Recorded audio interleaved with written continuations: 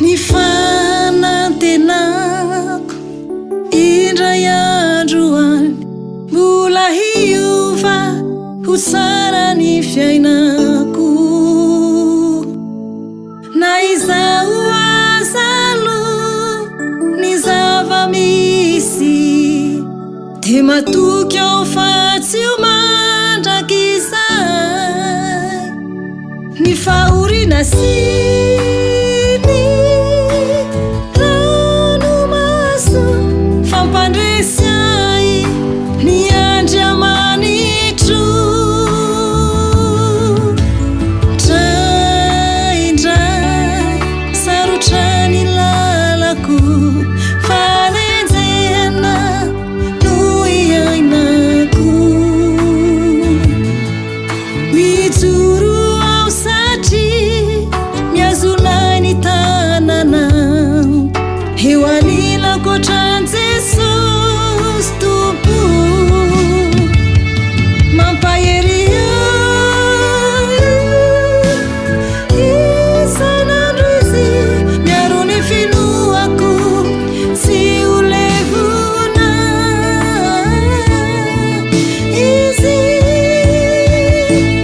naireza sy matanja aza matahotra namanay fa Jesosy tompo miara mandeha aminay tsy anao nafoy anao izy aoka toky azy lefonao izy adidiny anjeliny hanojijinanao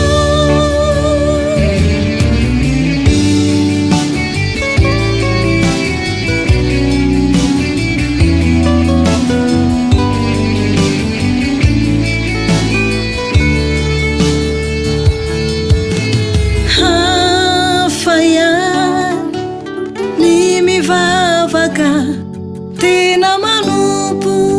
an'Andriamanitra ilay ezipity aloha dia nisava